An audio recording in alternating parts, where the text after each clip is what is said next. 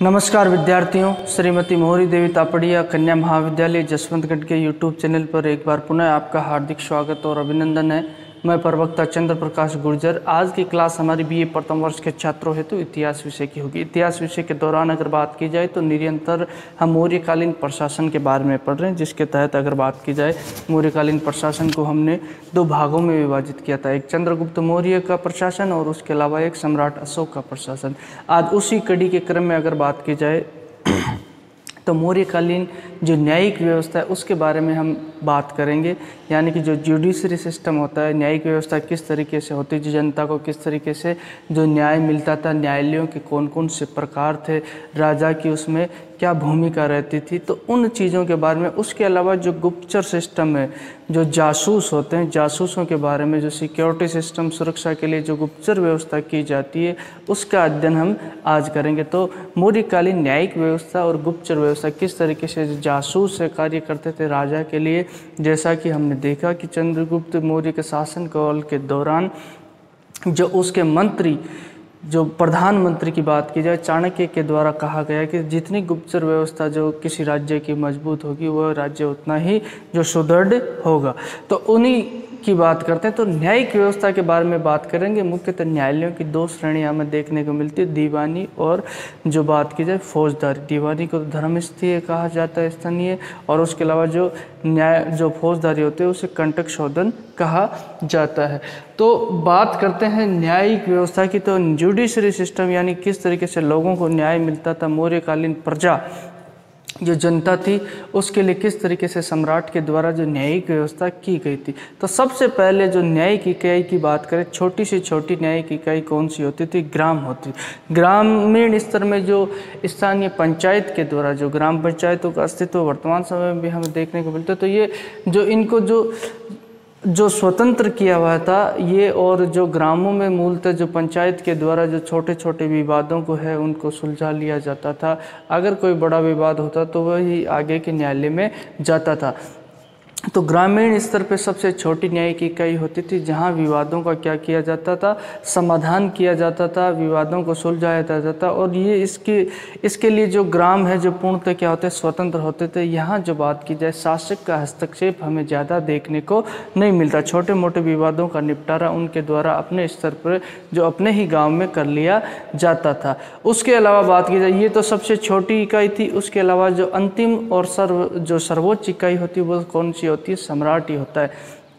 किसी भी न्यायालय का फैसला हो उसके विरुद्ध जो कहाँ अपील लगाई जा सकती है, सम्राट यानी कि राजा के पास जो अपील लगाई जा सकती है। शासक जो मौर्यकालीन शासक की बात की जाए तो वह अंतिम जो अपीलीय न्यायालय होता था और उसके पास ये अधिकार होता था कि वह किसी भी फैसले को क्या कर सकता है, पलट सकता है, किसी भी फैसले को जो रद्द कर सकता है। जो अंतिम जो इकाई, जो अंतिम कड़ी, जो सर्वश्रेष्ठ कड़ी, अंतिम कड़ी से लेकर बात की जाए तो वह सर्वश्रेष्ठ कड़ी क्या, सर्वोच्च न्यायालय कौन होता था? जो सम्राट ही होता था। मौर्य काल के दौरान अगर बात की जाए तो उसी दौरान हम बात करते हैं, उसी कड़ी के जो क्रम में बात की जाए तो न्यायालयों को दो श्रेणियों में विभाजन हमें देखने को मिलता है। न्यायालय की दो श्रेणियों की अगर बात की जाए तो दो श्रेणियां दीवानी और जो फौजदारी होती है। दीवानी को क्या कहा जाता है? धर्मस्थी कहा जाता है, और जो फौजदारी है उसको क्या, कंटक शोधन कहा जाता है। तो न्यायालयों को विद्यार्थियों हमने दो भागों में विभाजित किया। अगर मौर्य काल के दौरान देखने मिले हमको न्यायिक की जो व्यवस्था है, जो न्यायिक व्यवस्था की बात करें तो न्यायालय की दो श्रेणियां हमें को देखने को मिलती है, जिसमें दो न्यायालयों की बात की जाए, एक तो दीवानी है जिसे धर्मस्थीय कहा जाता है, और दूसरा जो कौन सा, फौजदारी है जिसे कंटक शोधन कहा जाता है। अब इन न्यायालयों के अलग अलग कार्य होते थे। अगर बात की जाए तो दीवानी न्यायालयों में कौन से कार्य होते थे, कौन से विवादों का निपटारा किया जाता था, किस तरह के मुकदमे सुने जाते थे। उसके अलावा बात की जाए तो फौजदारी न्यायालय में किस तरीके से विवादों का निपटारा किया जाता था, कौन कौन से विवाद इसमें आते थे। और उसके अलावा बात की जाए तो किस तरीके से जो इनके द्वारा जो फैसले जो सुनाए जाते थे, ये सारी चीज़ें इसके तहत थी। तो दीवानी न्यायालय का मुख्यतः अगर बात करते हैं हम कि दीवानी न्यायालय का कार्य कौन सा था, जो नागरिकों के बीच में आपस में किसी तरह का अगर बात की जाए, कोई अभियोग है, अभियोग बोले तो मुकदमे है, कोई विवाद है, उनको सुलझाने का कार्य किसके द्वारा किया जाता था? उसको सुलझाने का कार्य दीवानी न्यायालय में, यानी कि नागरिकों के मध्य, प्रजा के मध्य में किसी तरह के जो झगड़ों का निपटारा करना और किसी और संपत्ति से संबंधित जो विवाद है, उन विवादों का निपटारा और उन विवादों को सुलझाया जाता था दीवानी न्यायालयों के तहत। और उसके अलावा जो दूसरा न्यायालय होता था तो कौन सा होता था? फौजदारी। वर्तमान समय में भी तुम देखोगे इसी तरह की व्यवस्था हमें देखने को मिलती है। दीवानी मुकदमे अलग होते हैं, फौजदारी मुकदमे अलग होते हैं। वर्तमान समय तुम न्यायिक व्यवस्था को पढ़ोगे, अगर भारतीय न्यायिक व्यवस्था के तहत तुम देखोगे, तुम्हारी राजनीति विज्ञान पुस्तक के तहत बात की जाए तो इसी तरीके से दीवानी मामले अलग होते हैं मुकदमे, और फौजदारी मुकदमे अलग होते हैं। तो उसी श्रेणी में बात की जाए, द्वितीय श्रेणी जो न्यायालय की होती थी फौजदारी होती थी। अब इसमें किस तरह के विवादों का जो निपटारा किया जाता था, कौन कौन से मामलों की सुनवाई होती थी, किस तरीके के मुकदमे इसके अंदर आते थे। अगर बात की जाए तो व्यक्ति और राज्य के बीच में अगर कोई विवादास्पद स्थिति होती थी, उन मुकदमों की सुनवाई कहाँ होती थी? यहाँ जो फौजदारी न्यायालय में होती थी। व्यक्ति और राज्य किसी तरीके से, मान लो किसी व्यक्ति पे जो राजद्रोह का अभियोग चलाया गया, राजद्रोह का मुकदमा चलाया जाता है, यानी राज्य के विरुद्ध षड्यंत्र करने का, तो ऐसे मुकदमों की सुनवाई कहाँ होती थी? फौजदारी न्यायालय में होती थी। तो ये दो श्रेणियां हमें जो न्यायिक श्रेणियां देखने को मिलती है। उसके अलावा कई न्यायिक अधिकारियों के जो हमें नाम भी देखने को मिलते हैं। अगर बात की जाए तो व्यवहारिक महामात्रा नाम के जो न्यायिक अधिकारी का नाम है हमें मिलता है, इसका उल्लेख मिलता है। ये जो क्या होता, नगर, जो प्रमुख नगर होते थे, हमने जो नगर व्यवस्था के बारे में पढ़ा था पिछली क्लास में, नगरों का जो न्यायाधीश होता था, उस न्यायाधीश को व्यवहारिक महामात्रा के नाम से पुकारा जाता था। इसके अलावा जो राजुक प्रशासनिक व्यवस्था के तहत हमने उसके जो प्रांतों का विभाजन किया था, उसी के तहत जो जनपद होते थे, जो राज्य के विभाजन की एक श्रेणी होती है जनपद, उन जनपदों पे भी एक एक न्यायाधीश नियुक्त होता था। उस न्यायाधीश को क्या कहा जाता था? राजुक कहा जाता था। तो इस तरीके से अगर बात की जाए तो ये हमें जो क्या है, मौर्यकालीन जो न्यायिक व्यवस्था देखने को मिलती है। और अगर बात की जाए कठोर दंड व्यवस्था हमें मौर्य काल के दौरान देखने को मिलती है। दंड व्यवस्था कैसी थी? कठोर दंड व्यवस्था थी, यानी जो अपराधों को लेकर अगर बात की जाए तो अपराधों को लेकर विशेष तरह की जो सजाएं सुनाई जाती थी, अगर बात की जाए। और हमने ये भी बात किया था जो न्यायिक प्रणाली एक तरीके से आय का साधन भी था मौर्य काल के दौरान, यानी विभिन्न जुर्मानों के द्वारा जो राशि वसूल की जाती थी वह राज्य की आय का भी एक स्रोत होता था। और जो बात की जाए जो भ्रष्ट अधिकारियों के लिए जो कठोर दंड, भ्रष्ट न्यायाधीशों के लिए जो कठोर दंड व्यवस्था की जाती, ताकि प्रत्येक नागरिक को जो सही तरीके से क्या मिले, न्याय मिले। अपराधियों व भ्रष्ट न्यायाधीशों के लिए कठोर दंड व्यवस्था का उल्लेख हमें जो मौर्य काल के दौरान देखने को मिलती। तो ये मौर्यकालीन न्यायिक व्यवस्था होती है।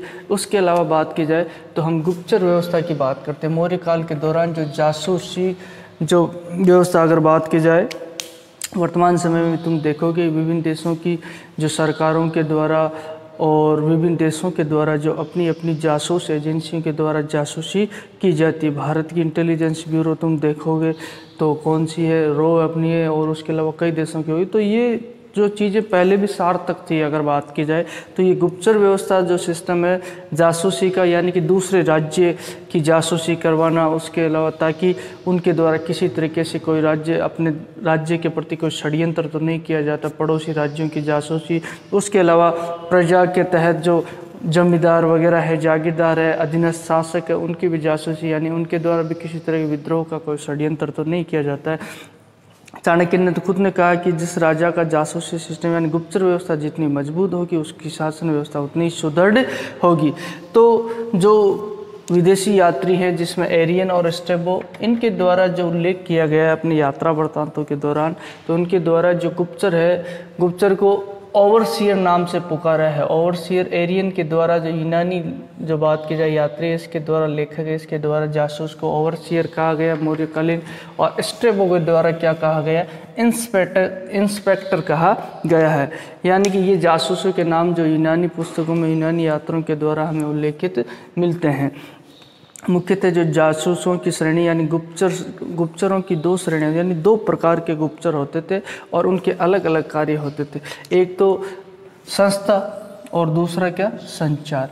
अब इनके कार्य अलग अलग है। अब ये जासूसी कैसे करेंगे, इससे संबंधित जो जानकारी इससे मिलती है। संस्था यानी कि एक जगह कोई जासूस है वह स्थायी रूप से रहेगा और जो राज्य के लिए जासूसी करेगा। जासूसों में नियुक्ति अगर बात की जाए, महिलाओं की भी नियुक्ति की जाती थी, बच्चों की, पढ़ने वाले बच्चों की भी, और साधुओं की, जो व्यक्ति होते थे उनके द्वारा तरह तरह के भेष भी धारण करके जासूसी की जाती थी। जासूस की व्यवस्था ये होती थी, उसको सदाचारी होना बहुत जरूरी, यानी कि अच्छे, उसमें किसी तरह के दुर्गुण नहीं हो। राज्य के द्वारा जासूसों को नियुक्त किया जाता था।